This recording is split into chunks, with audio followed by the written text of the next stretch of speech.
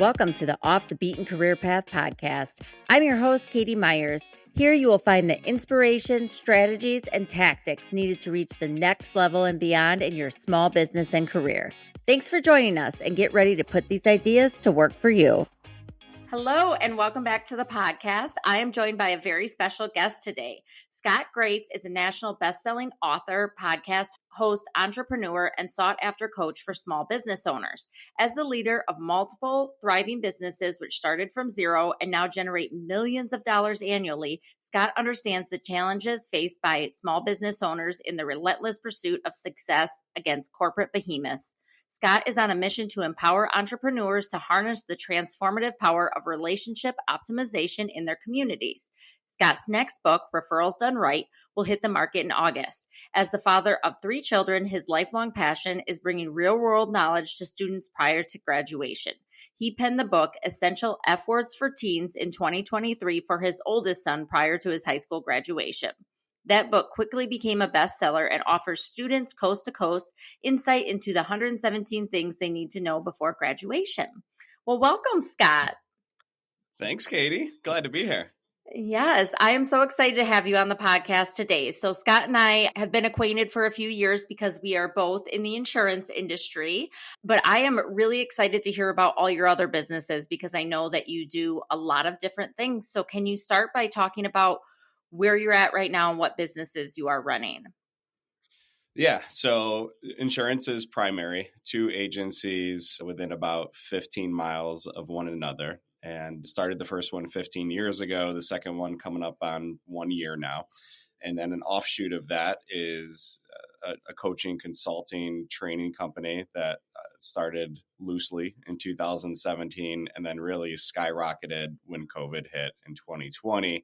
And there was this huge demand to get to team members while they were home, right? And still be able to motivate them, inspire them, train them. So that's been going really well. And I'm also intrigued by real estate. So without even setting out to create a real estate portfolio, I have. And so that's kind of a business that's just kind of evolved. And then really speaking, working with kids, writing, all falls under the consulting business, but all different avenues. So full schedule, to say the least, wife and then 3 kids who are very active in school and sports. So we don't sit well. Yeah. I absolutely love that. So, and I know you had a whole career prior to launching your insurance agency. So can you talk a little bit about your background and what your first professional career was? Yeah, absolutely. I've always had an entrepreneurial spirit, and I love what you're doing with your podcast. And when I saw it, I immediately sent you a message because I was like, this is my life, right? Careers are not linear. And you want to talk about long and winding roads. I started down that. I don't even know when. I was probably in 2nd or 3rd grade when I learned that you could take a silver Crayola crayon and create a scratch-off ticket. Essentially, I created all these scratch-off tickets that you had to match 3 prizes. I had coins in a coffee can that I stole from my father, and I literally went door to door in my neighborhood selling scratch-off tickets. And looking back on it now, I remember one neighbor in particular won like 50 cents, and I was paying, and he felt guilty. He's like, "No, I don't want the money." So I've always had this entrepreneurial spirit, but yeah, like most people, just no clue what I wanted to do after high school. I followed you got to go to college. This was in the mid 90s. At the time, how times have changed, but at the time, you couldn't even apply for most jobs, most careers, if you didn't have a 4-year degree. So I went to college. I changed majors a couple times, ended up with a communication journalism degree. I was going to be the next great sports reporter. And I've never once written an article for a newspaper that wasn't my college newspaper. I was broke, came from a poor family, and I got into retail sales. I said, how hard could this be? I needed to make money. I said, I'll do this until I can figure out my regular career.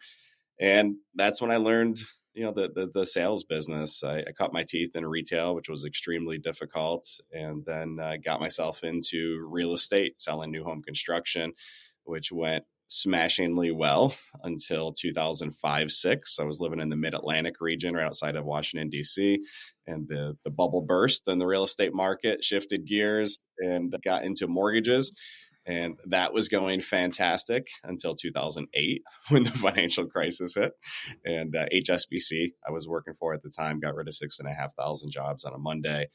And that's when I said, hey, let's see if we can take down the insurance world. And for 15 years, I haven't taken it down. But now the way things are going in insurance, I mean, I might be onto something here, as the whole insurance industry is upside down at the moment.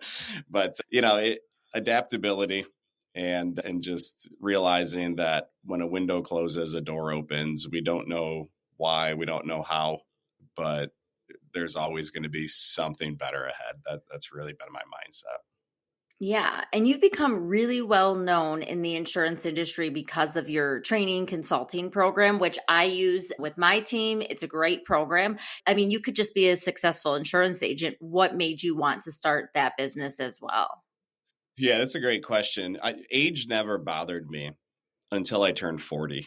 And maybe it's because we sell life insurance when, and I realized, hey, I'm kind of hitting the back nine now, so to speak. I may have more yesterdays than tomorrows. And I started taking inventory of my life, and everything was great on the surface. The business was thriving. The kids were fantastic, happily married. We were fine financially. But if I'm being honest, I was bored. And looking ahead and just using your typical 62, 65, whatever, retirement age, I'm like, what are the next 22, 25 years going to look like? Because this thing's cruising, right? Which is great, but I'm bored. And I'm in a very small town. We've got more cows than traffic lights, like 100-1 actually is the ratio. We've got 3 traffic lights. And so I've got a very small team. We're a declining population in a rural area of central New York. And, I love working with my team. I love my customers, but I was like, how big am I going to get? And that's when, just looking around and seeing different pain points and things that my fellow agents were struggling. One of them was just accountability and consistency with training around team members. And I knew I had a proven system formula. And I said, instead of just doing it with my handful of team members here, I would love to work with as many as agents will allow me to. And so that was really what sparked the coaching consulting business. Yeah. Is it doing its job and keeping you from being bored? Or, well, you're writing books, so maybe. We've gone the other way with it. Now I'm trying to figure out how to add another 24 hours to each day, but definitely not bored. Yeah, absolutely. So tell me about what that was like starting another business when you already had this thriving insurance agencies and you go all in on the consulting and marketing. What are the challenges that you didn't expect when launching that business, and how it grew really rapidly? I know too. Yeah, no, there wasn't a whole lot that wasn't expected. There's just certain common denominator pain points that we all face. And if I talk to 100 different agents or any just small business owner, not just agent, any small business owner coast to coast, and I ask for, what are your struggles? What are the obstacles? If you could just solve one problem, what would it be? The same 4 or 5 answers just come up consistently. And so I knew that if we could just create a simple plan, because what I did find is business owners try to change too much all at once. And in doing so, they end up doing nothing. Nothing ever changes. And that was me. I'd go to a 1-2 day seminar and I'd come out of there with my hair on fire, all excited to change the world. And I'd have all these great notes and all these great ideas. And then I'd come in and tell the team, hey, we're going to do this and this and this and this and that. And they won't acknowledge this, but I know it happened. They're like, all right, give it a day or two. Scott's going to move on to something else and we'll just keep doing what we're doing. Right. And that's what would happen. And so with the coaching consulting, I said, hey, I want bite-sized pieces, less than 10 minutes per day. Really, everyone talks about this idea of continuous improvement. It's great in hashtags and on coffee mugs, but this 1% better idea, I'm like, we're going to go all in on that.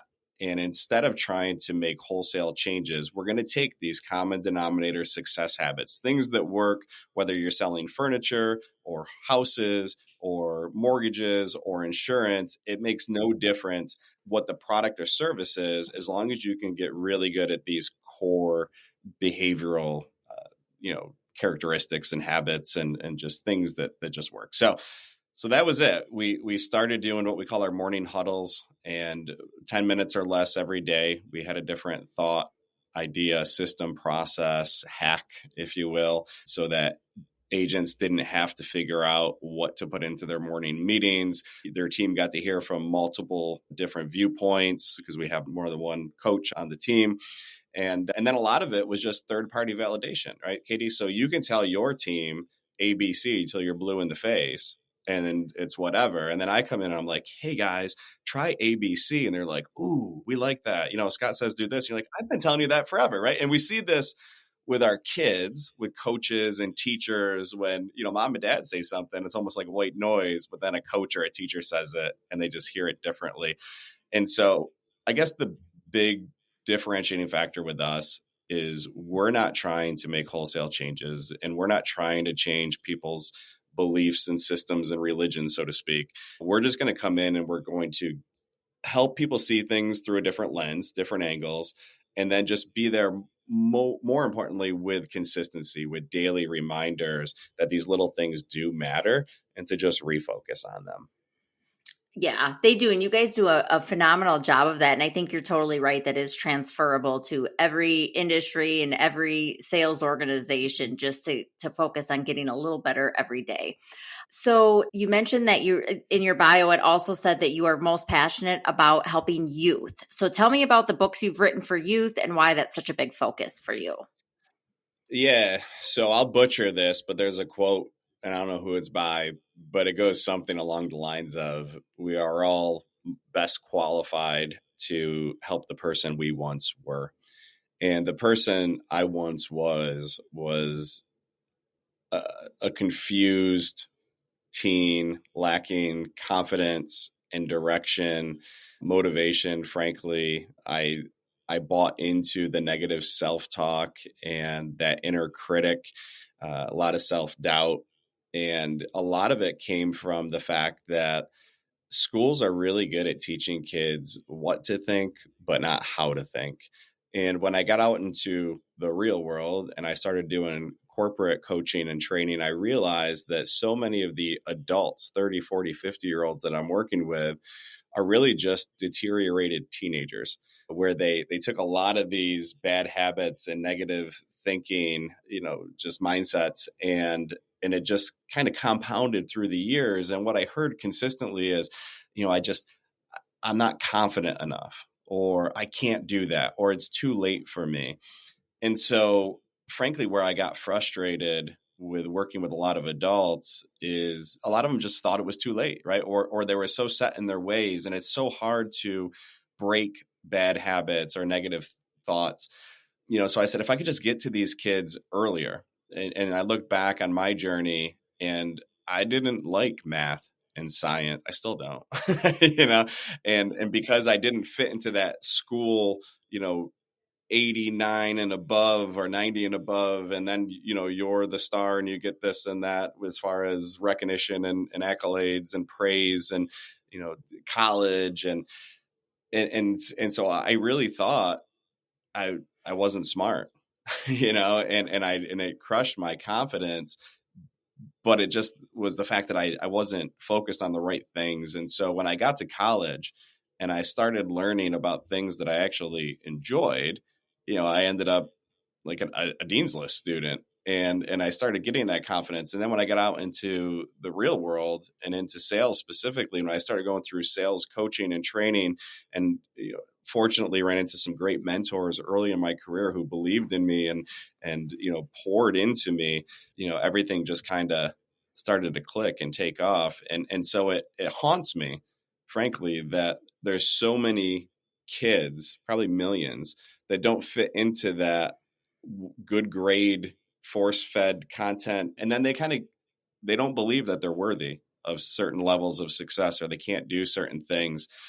more than anything, what drives me and my passion is to get to those kids, because so many entrepreneurs and even the most uber successful, your Fortune 500 CEOs and founders, it's just littered with college dropouts or people that just never did the college thing, but they found their passion. And the high school education doesn't, not that it doesn't matter, I don't want to say that, but it shouldn't limit those that don't fit into that mold. And so I want to find those kids, help them with their confidence, and just give them these common denominator success habits that will serve them well, whatever they decide to do.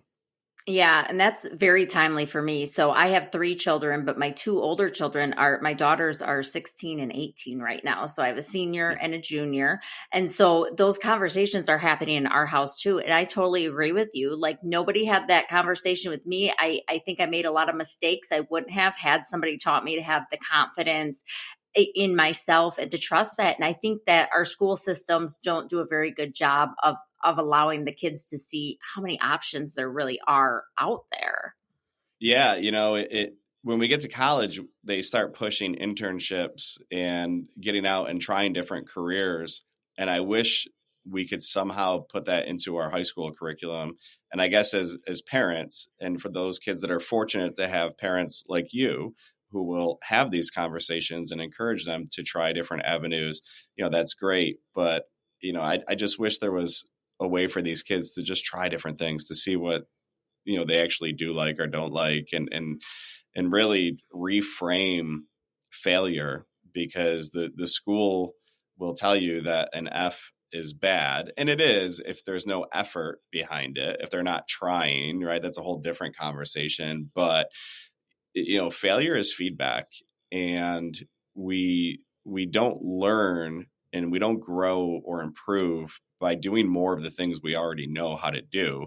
We improve by trying things for the first time, failing, learning from it, improving, that continuous improvement, and then trying it again and again. And so the whole confidence piece, confidence is, it's earned. It's not learned. Mm-hmm. Like, no one's going to teach you how to be confident. You've got to have the courage to try different things, know you're going to fail, almost get excited about failure, and then use that as feedback to improve and move on to what's next. Yeah, I could not agree more with that. Like, I am always trying in my office especially to fail forward. Like, we're going to fail. That's okay. That's how we learn and how we get better.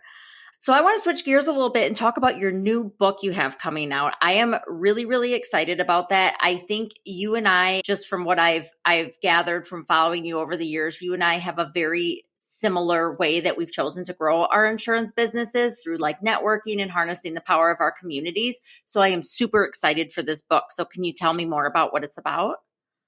Yeah, no doubt. So every business owner knows that referrals are the greatest lead source ever. Right? They cost us almost nothing, sometimes nothing at all. They are the stickiest business. They convert at the highest rate. So referrals are absolute gold. And I'll take it a step further.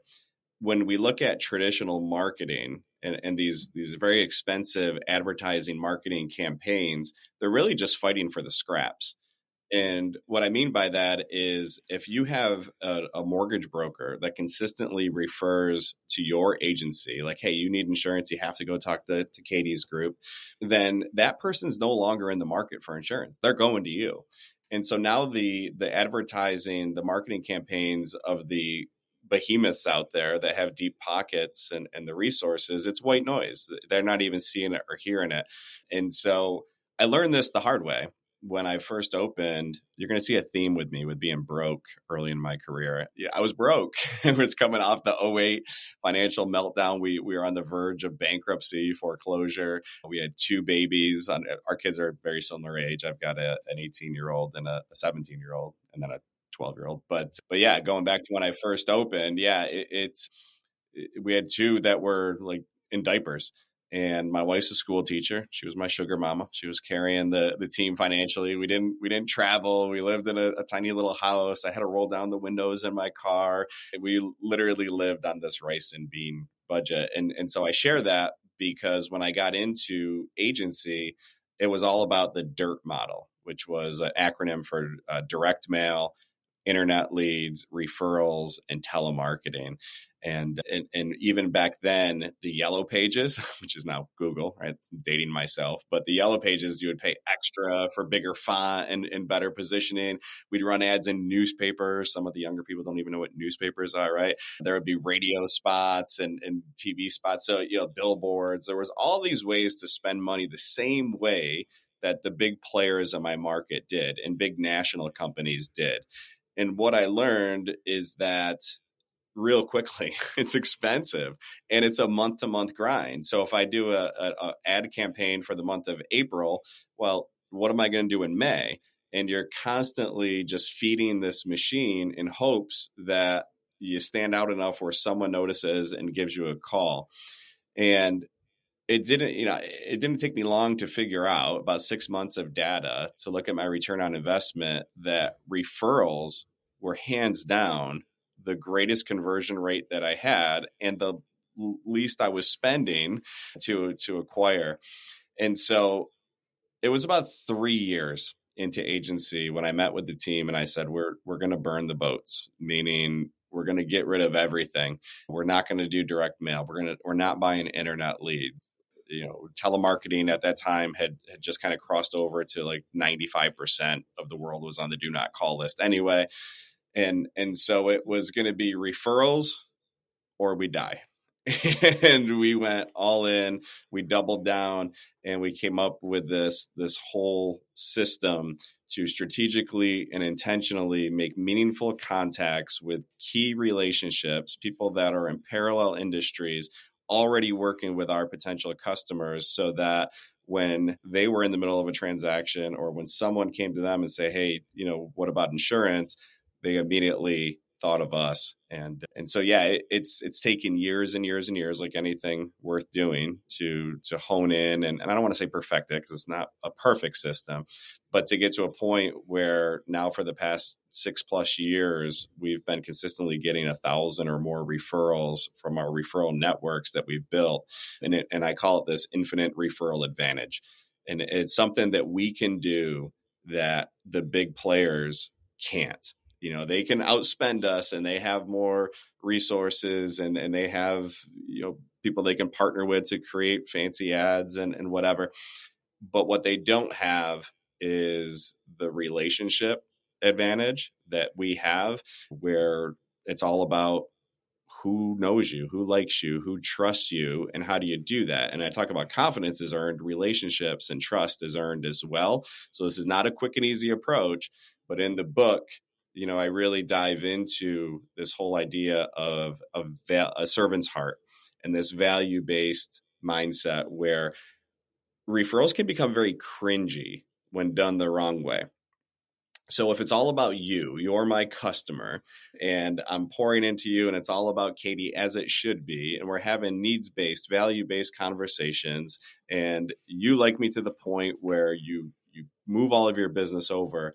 And then at the end, it's like, hey, Katie, you're a great person. You probably know 2 or 3 great people just like you. Can I have their names and phone numbers? And then it's that weird, cringy moment. And frankly, this is why a lot of our team members don't do it, because it's like, now it's all about me. And yeah, I've done a great job, but have I done that job to the level where you're going to open up your cell phone and give me the names of the people that you love and care about the most? Because if that doesn't go well, it looks bad for you, right? And so a lot of people are hesitant. So that's the way we wanted to get away from. So now, total contrarian approach, which is how I take most things on. Now it's all about, I'm going to pour value into you. I'm going to consistently show up. I'm going to stay top of mind, but I'm never going to ask you for a referral. And what kicks in is this law of reciprocity, where when I consistently show up as the best version of myself, all of my questions to my referral partners are, how can we help you? How can I help promote you? What do you have coming up with, charitable events or community events that I can support either with time or money or my social presence? So it's all about them. And then at some point, when you give you all of yourself with the expectation of nothing in return, you're going to start getting everything in return, because now the next person that you're talking to that has an insurance need, you're going to be like, you know what? I've got just the person for you. This guy's great. Call Scott. And that's really the process in a nutshell. I love it. That is exactly what I do in my office too. So my philosophy is that I'm going to do so much and provide so much value for people that they feel bad not returning the favor when they have the opportunity. And not that I want them to like feel terrible, but I mean, that's what you're talking about. So talk a little bit more about that. So how did you go about building those relationships? It's something that has always come very natural and very easy to me. And I'm probably for you too, because you're also a very outgoing person. But for people that aren't like comfortable with that, like what's your advice on trying to build those relationships? Yeah. So what's funny, and nobody believes me when I tell them this, but I am a social introvert. Now, if you put me with a group of people that I know, like I can light up a room, right? And I'm definitely lively. But you put me in like a room at a chamber mixer where I don't know anybody, I'm the dude in the corner pounding drinks, right? Waiting for this thing to end. I hate the forced social settings, the awkward conversations when you really don't give a shit about what's going on in my life and I really don't care about yours, but we're going to make the small talk, right? We've all been in these conversations and we're going to do the niceties. So I'm not saying don't do chamber events, right? Don't misunderstand that. But, my approach as a social introvert is really just more one-on-one. And I developed this salute and support approach. And so what that is I'm constantly looking for people I can salute, which means give high fives, give some praise, be able to have stacks of greeting cards personalized with my name on it, where when I see that something awesome happen in their world, I acknowledge it, I salute it by sending them a card. And I keep tabs. I have this internal CRM of because you can't trust your memory, of notes. So like I sent Katie a card on this date and it said this. And then maybe, then I'll schedule out 4 weeks later where I'll follow up with maybe a 5-star review for your business. And then 4 weeks out, I'll screenshot that or cut and paste it and send an email saying, hey, not sure if you caught it, but, trying to do my best to get, some praise and love for your business. Left you guys a review. Hope all is well, whatever. And then 4 weeks out from that, maybe I drop by and I just bring some different goodies, maybe some snacks, some cookies, some whatever, and just small talk and asking a lot of questions to learn more about you, your family, your business. And then 4 weeks from there, I'm going to come back with something strategic based on our conversation that can help your business. Or, maybe your 18-year-old is a big fan of the Kansas City Royals, whatever. And so maybe I'll pick up a little gift, that's from the Kansas City Royals. And I'll say, hey, I was in the store and I saw this and I thought of your son, and I'll bring that. So I'm just always looking for ways in this 4-week cycle. So 13 contacts minimum with each of my key relationships each year to show up. And so, with that approach, it's consistent. And so the support part, right? So if they need help with something, or if there's something unfortunate happened, right? So I'm active on social. People spill their hearts out on social, right? Wrong or indifferent, but it works for what I'm doing because I'm always seeing, opportunities to give high fives or just kind of be a shoulder or there to help if someone's going through a tough time. Yeah. So you're talking about it so nonchalant, but I think what you're doing is super brilliant. So you're treating your referral partners almost like a prospect in that you're making sure you're consistently nurturing them. Yeah. So we have a whole CRM system for referral partners, no different than how we treat insurance prospects, right? So a no is not a never, it's just a not now. And then we put them in this nurturing cycle of we're going to continuously just, hey, checking in, following up, and in doing so, it's all about, as just top of mind awareness. I joke, we've been blessed with, at this point, over 10,000 policyholders between the two agencies. And I say that my team and I have never sold a single insurance policy. And I mean that because if you're selling if you're pushing, if you're tricking, right? If you're like, none of that's good. We don't do it that way. And so this whole idea of referrals done right is there's a right and wrong way to do referrals as well. And in my opinion, we don't want to be that cringy. Every time I see Scott, I'm going to run and go the other way because he's always asking me to help him. Right. And so where this thing gets really dynamic is I'm looking for opportunities more so to be able to refer to others, right? Or connect others.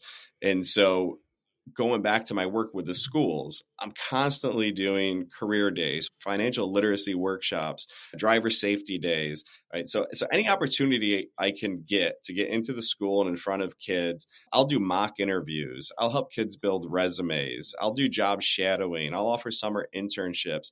And so now let's say you're an accountant, and one of the kids that I meet and I'm working with is really excited about going into the field of accounting. Well, that's not me, but one of my best referral sources is my accountant. And now when I can go to him and say, hey, I met this, teenager, she's a junior in high school, she's interested in accounting, I'd like to introduce the two of you, win-win, right? Potential customer, potential future employee, who knows where it's going to go on that end. But I'm always looking to connect people. And in doing so, people then connect me to others. Oh, I love that.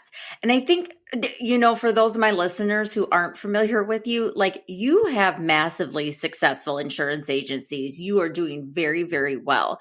And I absolutely love this idea that you are nurturing your referral partners. Like, how many referral partners do you have? Knowing that you run such a large business, that you've been around for 15 years, how many people do you have on that roster you're following up with? Yeah, I'm glad you asked that question because the list is always evolving, like any other list, right? And it's not just me, it's my team as well. So we're all doing the daily meaningful contacts, and there will be some people, I equate it to like creating your own cool club. So I'm not knocking BNI. So BNI is the lead share group, and they'll have one realtor and one insurance agent and one banker, right? But if you're not the insurance agent, like I'm not in my area, then you're out, right? And that's great for those that are in, but I'm like, I want to create my own club. So I basically created a BNI group that isn't the BNI rules. It's just Scott's. I've done the same. Of referral. Okay. All right, cool. So yeah. You know where, so there's certain people that we just don't gel with, where I'm like, I don't want to work with this person, or I don't want to get to know more about this person, or, and then they're off the list, and that's fine. It's your list. So it's ever evolving. To answer your question, this all started when I did the simple math of, all right, in my community, it's going to cost me $10,000 a month to market to the level where I'm consistently in front of 10,000 plus eyeballs, with the hopes that maybe 100 of them give me a call and the opportunity to quote their business. And I said, well, what if I did it the other way? What if I had 20 really deep, solid, significant relationships with people who knew 500 people who might need my products or services in the future? And so that math said, if I can just go really deep with 20 people that could potentially introduce me to 10,000, that costs me almost nothing. And frankly, it's a lot more fun than the month-to-month grind of the traditional marketing. And so it doesn't take a ton. We start with 20. And so each team member, when they come on, like that's one of the first things we do is, hey, who are 20? And we have brain ticklers, different markets and segments, people you do business with, and people that are in your cell phone. And, and so we come up with a starting point of 20. And so it's just one meaningful contact a day, 5 days a week for 4 weeks. We've hit those 20 people, and then it's just rinse and repeat over and over. And as we get into the cycle, some people we pour deeper into, some people we take off the list. And then we're always looking to add people to the list. So with my team and myself, it's really only about a couple hundred people at this point, 15 years into this, that we just have, which I shouldn't say only, like that's a big number. Like we have 200 rock solid relationship partners where our phones are ringing in more than we have to ring out, right? The rings out are really just follow-ups at this point. Because when Mike, the insurance broker who works with first-time home buyers, tells this first-time home buyer deer in the headlights with, remember those days, right? First time buying a house, that, hey, The insurance part, you gotta deal with Scott, right? Now they're off the market, they're dealing with me. And so those types of calls, whether it's mortgage brokers, car dealers, attorneys, realtors are coming in every single day. And then we make a big to-do, obviously when we get those referrals as well. So yeah, we start with 20 and, we've grown to a couple hundred. That's so interesting. Well, and I think it's essential, especially in our industry as insurance agents, or if you're a realtor or a mortgage lender, where we're a dime a dozen. We seem to think that we're really special and can do it better than the next guy. But to the vast majority, like, insurance is insurance. They don't like paying it. They don't want to do it. So having that relationship and someone they know, like, and trust is a huge factor in people making that decision, because most people don't have the warm fuzzy about insurance that we do. Yeah, you're spot on. And what I tell all my referral partners is my number one goal when you refer someone to my agency is that person gets done with us and their very next call is back to you, thanking you for introducing them to us. I want to make you look good. We put a lot of emphasis on that, right? It's not about us. It's always about the customer first. Mm-hmm. And then second is the person who introduces to that customer, hyping them up, filling their bucket, letting them know you made a great decision working with Mike, at the mortgage company. And you're going to love Becky, the real estate, agent that you're working with. I've known her for years, and really just hyping up my referral partners and then doing everything that we need to do at a high level so that their experience is unique and different. And they're excited to go back to that person who connected us and say, thank you. Like that was awesome. I wasn't expecting it to be that easy. I love that. And that's something we try to do at my agency too. Like, I want people to walk away having an experience they've never had with their insurance before. It's amazing how people 45 years old will come in and had no idea how their insurance works despite paying for it for the last 25 years, So it's the most, like, there was a stat, I can't remember. You're seeing a theme with me, right? I can't remember stats and quotes, but I can't remember who ran it, but it was astounding. Like 96% of Americans misunderstand at least one part of how their auto insurance policy works. So 96%, that misunderstands something. And so when we're talking about something as important as insurance, right? The American public views it as a commodity. Oh, I have to have it. All of it's the same as long as I have what the state requires, as long as I have full coverage, right? But the reality is it's one of the heaviest products that you can have. We're talking about protecting your assets, your liabilities, your earnings today, your future earnings. Don't risk a lot to save a little. Don't put everything on the line for a 3-second moment in time where something unfortunate or unexpected happened. And now you stand to lose it all because you wanted to save $20 a month on your insurance. And the worst time to find out that you're in that situation is when you have a claim, because now it's game over. You can't change it.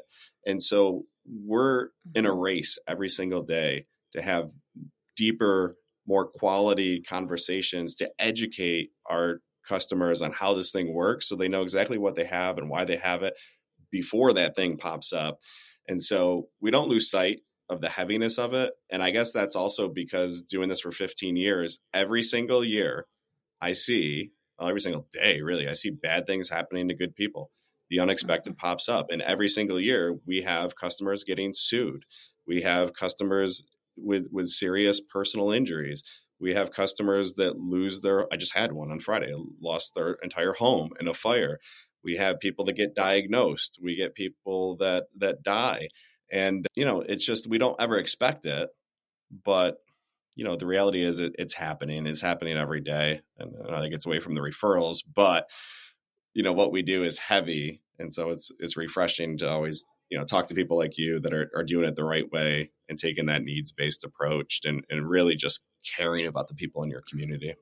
Yeah, it's important.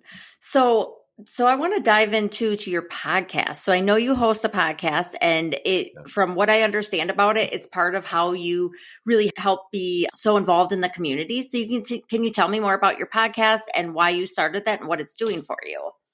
Yeah, so this ties it all together. There's 5 different pieces to this infinite referral advantage that I built. And so they all start with S. It's my 5S approach.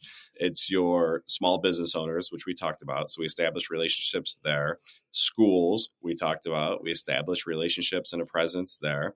Service groups, right? So what's your passion? What are you most excited about? The community service and different civic groups like that. Star customers, right? So that's your salute and support. How are you recognizing your star customers? And then the piece that ties it all together is social. And it's so wild how everything's evolved. Back in '09 when I opened, I didn't have a Facebook account, and my wife didn't want me to get one. And then she's like, all right, you can get one, but you can't post pictures of the kids, right? There's all these misconceptions and fears around, what social media was and what it could do. So anyway, long story short, now it's exploded my business, my personal brand, frankly, and we use it as a very positive place. But the podcast, more specifically, just like you and I are doing on a national level, we have listeners in New York, California, Minnesota, and Florida right now, which is awesome. But I said, I want to take that platform and I want to give people just in my community the opportunity to be a star, to tell their story, to shine a spotlight on all the amazing things that they're doing and the things they care about and the places they're visiting. And maybe we should too. And so these key relationships, the couple hundred that I talked about, it gives me the opportunity to go to them. And now we're going to learn about Becky, the real estate agent. And we're going to learn about Josh, who's the home inspector. And, so all these people that I have these relationships with, it's just a simple way for me to do an interview like you and I are doing. And then we just blast it out onto all the major platforms so that people in our community, and we do some different things with reels and shorts and all the different social media pieces. We chop them up into shorts. So it's been an absolute home run. We do 3 a week. So it's my wife and I, we do it together. So the 3 that we do are our weekend buzz. So we share a community calendar and all the different things that are coming up in the area at local stores and events and different things that we highlight. And then on Monday, we'll do our weekly recap, all the things that we did in the area locally. And we have all the pictures and stuff. And we get to tag all different small businesses and groups and people, in those key relationships. And then every Wednesday, we do our Hey Neighbor, which is really fun. And that's that long form 30-minute podcast where we talk to one of those people and then we go from there. So, it's really kind of created this infinite loop of just doubling down. And we talk about adding value. The number one thing I get from small business owners is, well, what can I offer these people, right? You say go in there and just ask questions and offer value and don't ask for referrals. That all sounds great on a podcast, but like, what does that look like? How do I do it? Well, one of the first things I do is I say, hey, we've got this platform. It's called Love Living Local 315. That's our area code. And we interview people. We get to know them at a deeper level and there's no strings attached. There's no ads. I'm not asking for money. We lose money on it, but for the people that come on, it's like, hey, I'm giving you a chance to promote yourself and help you build your personal brand. And everybody has loved it. It's been great. And so that's one of the initial ways that I'm able to start new relationships is, offering them a ton of value through the podcast. That sounds super fun. How long have you guys been doing that? We launched Labor Day of 2023. Yeah, it was literally 3rd week of August. We just got back from an Alaskan cruise, which was a ton of fun. And this thing was dancing in my head. And I said to my wife, I go, hey, the Tuesday after Labor Day, Monday, I said we launch a podcast. And I just pitched her, on the high level overview. And she's like, yeah, all right, let's do it. And we did. And it started off really rough, just as far as we didn't know anything about running a podcast. And so we hired a media, partner. And so he's been kind of coaching us and it's been improving. And now I almost feel guilty for the initial guests because it's gotten so much better. You know what I mean? I'm like, we should get those people back on because we were in our kitchen, on Zoom and they were set up who knows where with what equipment. And so anyway, it's evolved where now we have like a legit recording studio and a schedule and graphics and everything's a lot better. Yeah. So before I let you go, there's one more topic I want to hit on. I saw you speak in Orlando about a year and a half ago, and you were speaking on I believe it was on 4 Hour Work Week, which is a book most people have read, but I know that that's something you're passionate about too, is with all these businesses. I know you're very active with your family, you're active in your church, you're active in the schools. What do you do to manage it all? And how do you create the work-life balance as someone who really, really finds that important? So yeah, great question. And I'm fascinated by time. I look at the most uber successful, billionaires, just titans of industry. Let's take like a Richard Branson. Richard Branson has his hands in like 120 different multi-billion dollar businesses. And I'm like, here I am struggling to run an insurance agency. Like we get the same 24 hours. What's the deal? What does he know that I don't? And you brought up the 4 Hour Work Week. And if I were to name one book that fundamentally changed my life and the way I think, it would be Tim Ferriss's 4 Hour Work Week. And really it forced me to prioritize the most important tasks for Scott, the things that, hey, if I could do one thing, this is a different book, The One Thing, but the key question there is, if I could do one thing at such a high level that by doing so, everything else falls into place and almost nothing else matters, what would that one thing be? And so I really put a lot of time and thought into that. And I named my one thing. And then I asked myself the question again and again. And I came up with my big three. And I said, if I could do these big three things with consistency, everything will fall into place. Nothing else will matter. And those things will change, and they have through the years, but I have a really clear vision on what I should be spending my time on. And then I came up with this triple D approach, which is do it, delegate it, or decline it. And there's no fourth option, and there's no waiting. Everything falls into one of those immediately. And my team will tell you I am outrageously good. If they were to say the one thing I'm the best at, it's delegation, right? So I delegate almost everything in my life. And so I just asked myself the question with everything that comes in, this podcast included, right? Like, is this going to help further advance, towards the vision of one of my big three things? If so, yeah, I'll do it, right? So personal branding, being able to get more people in front of the book and the podcast. And so like, this makes a ton of sense for me. So yes, I was all in. I'm going to do this. But then maybe there's a lot of things that come up every day that are important for one of my businesses, but it's not important for me to do it, right? And so I'll delegate it to my team. I trust and empower my team to do what they have to do to further, each business, whatever their role is, but it doesn't need me. And almost everything falls into that category. And then there's the decline it, where if it's not going to be one of my big three and it's not really worth my team's time, I'm not saying it's not important, but it's just right now, it doesn't fit into what we're trying to accomplish. So I'll, maybe rain check that, we'll follow up down the road. And so really that's it. Every single day, I just have one or two key things that I have to get done for that day. And it sounds so simple, but again, just that consistency of prioritizing, but having a clear vision around what do you want your life to look? This is lifestyle design, right? What do you want your life to look like? And if I say yes to that, it's at the expense of something else, right? And is that trade-off worth it? So I'm just always thinking in terms of time. I absolutely love that. Well, thank you so much for your time today, Scott. So we're going to put all of your links in the show notes, but is there anything else you'd like to share about where our listeners can find you or the upcoming book? So referralsdonerightbook.com. This is probably going to be released before that site's up. So earmark that for the future. We'll start pre-sales right around May, but Referrals Done Right podcast, we're going to release Mondays and Thursdays, less than 15 minutes per episode, really designed to have any small business owner who depends on referrals, wants referrals, to be able to have either themselves and or their team just kind of listen in on the way to work Monday and Thursday morning. We're going to release those, no ads, totally free.